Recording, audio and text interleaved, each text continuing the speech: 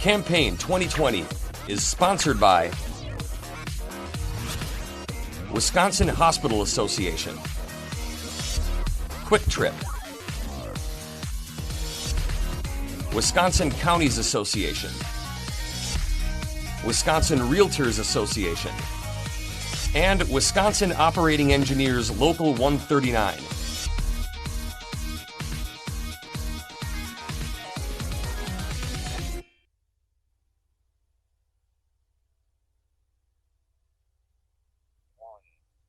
State Representative Barb Dittrich of Oconomowoc is a Republican seeking re-election in the 38th Assembly District. Barb, welcome back to WisconsinEye. Thank you for having me. Well, you're seeking your second full term, so just what, if you're re-elected, would be your top priority in the next session? I don't even have to think twice about that. Workforce, workforce, workforce. I think that I already had a passion for workforce development prior to COVID-19 hitting, but I also think that now that we are going through this dilemma, that it's more important than ever. I mean, did you ever think you'd see the day where Tommy Bartlett said he had to close his water show forever because of how this has affected Wisconsin's tourism industry? That on every level, workforce has been affected. So it's a huge concern of mine, and I think it will be a top issue this next session. Well, let's stay on the pandemic that we're all dealing with. Let's talk about it in terms of the next state budget. If I'm going to make up a number, if we don't collect $1 billion in general fund taxes that we'd hope to collect, what would be your response in filling that shortfall, please? Well, there's no doubt that our state has a balanced budget requirement. And from the minute this hit, I have been talking to stakeholders on every level, public and private, and saying we need to tighten our belts because this is not going to bode well for us if we have to come back and do a budget repair bill, which is not out of the realm of possibility. Everybody's going to have to tighten their belts. So that's a huge concern of mine. Additionally, I think we need to be really careful when we talk about increasing taxes on the citizenry, especially, again, how this is hitting them on the workforce level. It's troubling to think of raising taxes on people who are already struggling to make it through this whole COVID-19 situation. Do you like the Representative Bourne and Senator Capping a bill which says that businesses and organizations that try to comply with COVID-19 guidelines cannot be sued over a COVID positive incident? Well, I actually did co-sign onto that bill. You did? And okay. Yes, I did. And I think schools are even looking for that guidance as well. And it's not that we're trying to provide cover for people who are grossly negligent, but those who are complying, I think, need to have limited liability in this situation. And the feds are not getting it done, so we need to get it done as a state to keep us moving forward. The role that hospitals have been playing in Wisconsin and of course nationally to treat COVID-19 patients. Do you think if you're voting on the next budget, assuming you're reelected, that hospitals need an even greater preference or priority than they may have in the current budget? It's probably not a very popular view, but I would say I think that the hospitals could do some things better without needing the state to bail them out. I think that they can safely take care of patients while still providing a way to take care of other patients with high priority illnesses like cancer and heart problems. I've had constituents who had surgeries delayed because of this. And it's hard to see my way to giving the hospitals more money when they're not taking care of a larger portion of patients that have these ongoing health issues. On September 28th, the governor has a decision to let the statewide mask edict lapse or continue it. what's your position on that statewide mask edict, please? First off, I don't think the mask edict was legal in the first place. You're allowed one public health emergency per public health emergency, and now he's issued 2. That being said, we've not done anything to push back against it and let it ride out. I am not seeing any numbers that would indicate that it's been effective while it's been in force.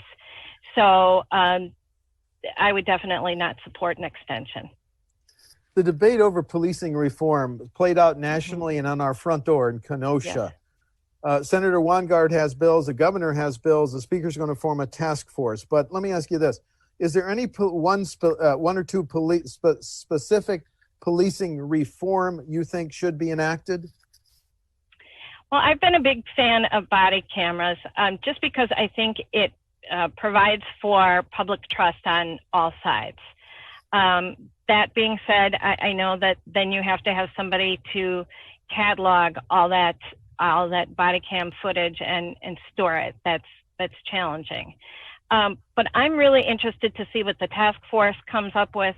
And meanwhile, I have been talking to minority community members as well as those in the police force to really talk about best practices. I know officers that are trainers that think that we can shore up training.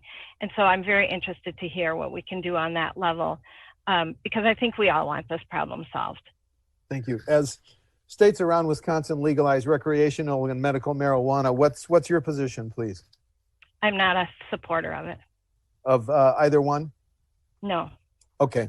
If we could find a way with medical marijuana to not have it abused, that would be another story altogether. But we haven't gotten to that yet. Once we get to that, my position will be different on medical marijuana. The governor's proposal to have a People's Maps Commission draw the next congressional and legislative district lines. What's your position on the governor's plan? Well, he would need to change the state constitution to do that. So okay. I think that leaves us where we are right now. Wisconsin is a high property tax state, which is why for more than 20 years, school districts and local governments have been dealing with caps and limits on what they can levy in property taxes. Do you think those caps and limits on property tax levies need to stay in place? Well, I'm a huge fan of Art Laffer, and he really espouses true usage tax. So I think that's something we need to explore a little further to kind of shift the way we're going about this, because Wisconsin needs to shake this reputation while still keeping our revenue streams intact. When Mr. Laffer talks about taxes, let's talk about the governor's recommendation last year to raise the fuel tax. The fuel tax is now 30.9 cents a gallon, hasn't been raised in 10 or 12 years. Could you vote to raise the gas tax? I'm a no on it this time around, and I know the last time I ran, I really wasn't a fan of this, but I've learned more in this session about tolls, and tolls are a true user tax. We have to find a way, now that we are getting more energy efficient with our cars and finding electric vehicles, to have them pay their portion of road usage.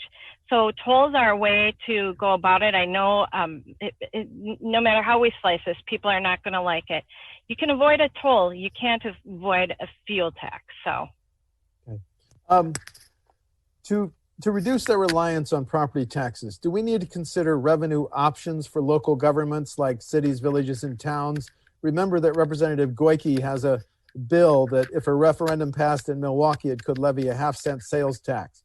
Do we need to give local governments new revenue options?